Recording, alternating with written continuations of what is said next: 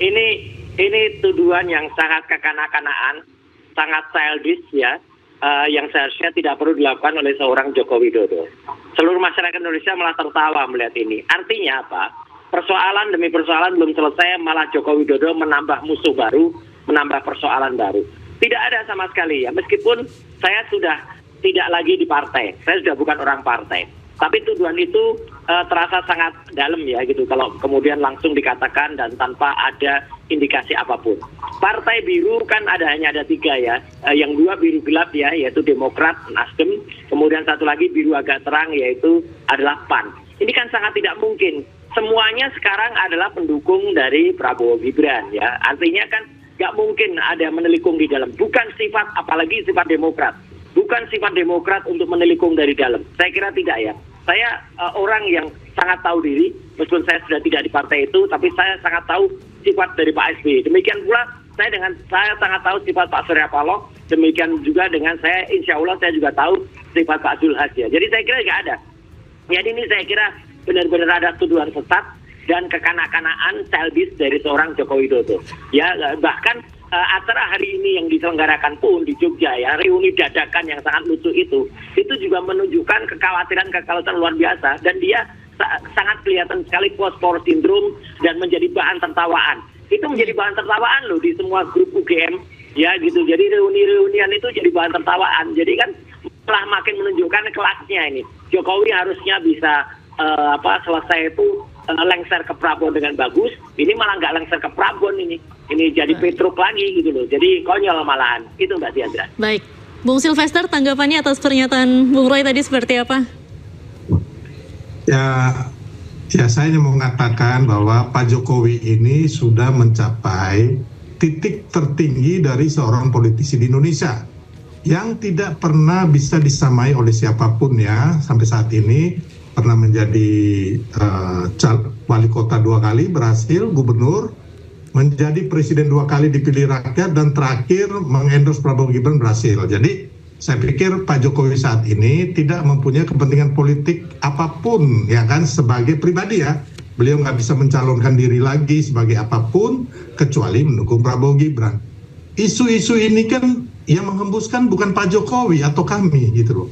Isu-isu ini kan dari teman-teman yang kemarin kalah pilpres, ya kan, kemarin yang tim suksesnya 01, 03, termasuk juga daripada orang-orang yang kemarin dibredel organisasinya seperti HTI, FPI, dan juga para koruptor yang kemarin mendanai, kita lihat Indonesia Gelap. Sudah ada tersangkanya, sudah ada aliran dananya, dan juga sudah ada yang ditahan, yaitu Saudara Marcella, terus Saudara Tian Baktiar yang mantan redaktur di JAK TV, dan juga ada satu lagi saya lupa namanya, buzzer yang ada anggotanya 150 orang. Jadi itu kelihatan sekali bahwa sebenarnya isu-isu ini dalam rangka pastinya politik gitu loh ya. Mungkin kalau ijazah palsu Mas Roy membantah silakan saja ya kan, boleh-boleh saja ya kan. Tapi intinya kalau saya melihatnya bahwa ini bukan hanya isu ijazah palsu, ada matahari kembar di situ. Ngapain dimuka? Terus pemaksulan, dasar hukumnya nggak ada, dihembuskan, bahkan mau menduduki MPR DPR, melakukan revolusi, pasti ada tujuannya dong, ya kan? Terus isu jadi intinya menurut saya pasti ini selain masalah hukum, masalah Mas Roy mengatakan saya hargai mencari kebenaran, silakan. Tapi kalau nggak ada unsur politiknya juga omong kosong gitu loh. Jadi pastinya ada yang menunggangi, ada yang memanfaatkan itu, ya kan? Yang kita tahu ini dalam rangka supaya Prabowo Gibran nggak sukses atau nanti menjelang 2029, ya kan? Jadi itu yang saya harus mengatakan bahwa itu memang ada kok gitu loh, ya kan? Dan Pak Prabowo juga mengatakan itu, kayak Indonesia Gelap, beliau mengatakan ada yang mendanai, koruptor yang mendanai, itu clear and clean gitu loh, ya kan? Pak Jokowi mengatakan itu. Dan saya pikir masyarakat juga nggak bodoh ya, sudah sangat pintar masyarakat kita melihat fenomena yang ada. Jadi kembali lagi Mas Roy mengenai kayak kemarin Pak Jokowi reuni, ya silakan aja. Toh istilahnya UGM aja terima kok dipakai tempatnya, kok Mas Roy yang protes gitu loh, ya kan? Baik, Bung Sylvester sudah kita tangkap poinnya. Bung Roy, benar tidak ada yang menunggangi seperti yang tadi dikatakan oleh Bung Sylvester? Ada yang mendanai tidak nih di balik kepentingan politik ini? Tidak ada. Kalau soal pemakzulan itu memang harus dimakzulkan. Kita tahu loh kapabilitas apa. Negara kita mahal sekali nih membiayai seorang wapres yang sama sekali tidak capable dan tidak kompeten ini. Rugi banget kita ya punya wapres yang kayak dan dia baru saja ya. Jadi bukan soal hanya FUFA dan kemudian soal indikasi ya. Tapi dia kemudian memfollow akun judi online. Ya memfollow akun judi online selaku wapres itu kan ya konyol banget. Dan itu fakta loh. Sudah dijawab oleh Sekretariat Wapres. Sekretariat Wapres mengatakan baik kita unfollow. Loh kok begitu saja?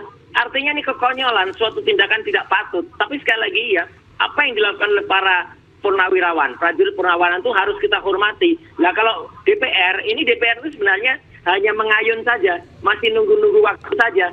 Pasti akan ada waktunya nanti. Kita ingatlah peristiwa dulu ketika Pak Harto misalnya berkuasa, itu semua juga menyatakan kurus setuju milih Pak Harto. Tapi ketika faktor politik ya nanti bergerak, sama seperti ini, ada hubungan sangat mesra dengan antara Prabowo dengan Ibu Mega ya, itu pun akan terjadi nanti gitu. Jadi selepas nanti kongres di Bali ya PDIP, saya kira itu nanti akan ada perubahan lah yang terjadi dan kita kan menginginkan Indonesia itu tumbuh lebih bagus ya. Ya saya setuju soal tadi Indonesia gelap itu kemudian tapi tidak ada hubungannya Indonesia gelap dengan koruptor ya gitu. Artinya Indonesia gelap itu memang ada dua bagian ya.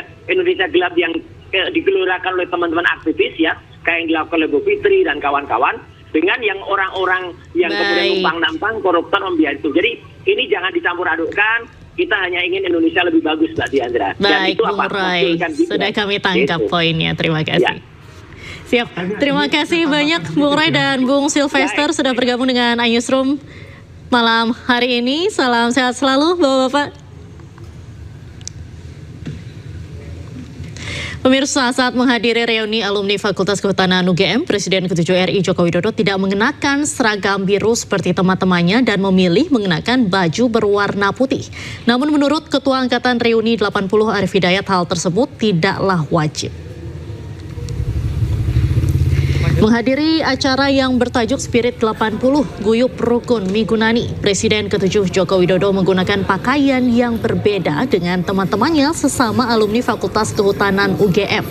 Alih-alih mengenakan kaos seragam biru, Jokowi tetap mengenakan pakaian khasnya, yakni kemeja putih dan celana hitam serta sepatu sneakers. Meski demikian, Ketua Angkatan Reuni 80 Arif Hidayat menyebut hal tersebut bukanlah masalah. Seluruh alumni baik yang hadir maupun tidak semuanya telah dibagikan seragam reuni, tak terkecuali Presiden ke-7 RI Joko Widodo.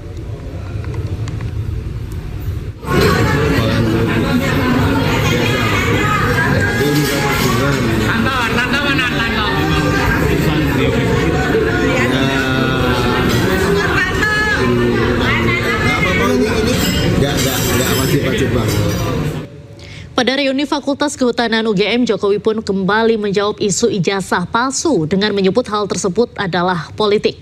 Menurut Jokowi, semua yang telah disampaikan pihak kampus seharusnya cukup untuk menghentikan polemik, namun yang terjadi justru sebaliknya. Yang namanya ijazah asli itu kalau Ibu Rektor sudah menyampaikan ijazahnya dikeluarkan oleh UGM, Bapak Dekan Fakultas Kehutanan juga sudah menyampaikan bahwa ijazahnya asli dan saya kuliah di sini sudah. Sebetulnya sudah rampung itu, yang membuat produsennya sudah menyampaikan seperti itu.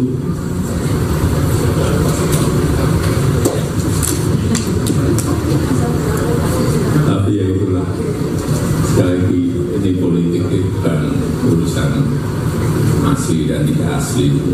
Sudah tahu semuanya itu asli, tapi itu kepentingan.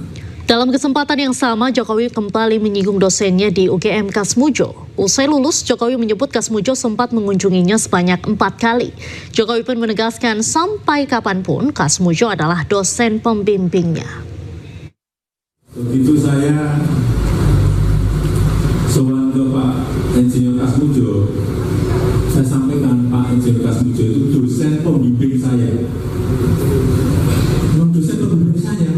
Ya, saya mau diadukan ke polisi. Tanya pembohongan publik loh, dosen-dosen saya. Dosen pembimbing saya betul. Dan setelah lulus pun Pak Insinyur Kasmujo masih datang ke pabrik saya 4 kali saya. Saya ada masalah dengan pengeringan open kayu, saya ada masalah dengan insek yang ada di kayu, dan saya ada masalah dengan finishing. Beliau mentori bagian produksi di pabrik yang saya miliki. Kok nggak boleh? Katanya bukan dosen pembimbing. Dosen pembimbing, kalau saya sampai kapan pun saya akan menyampaikan Pak Insinyur Kasmujo itu dosen pembimbing saya.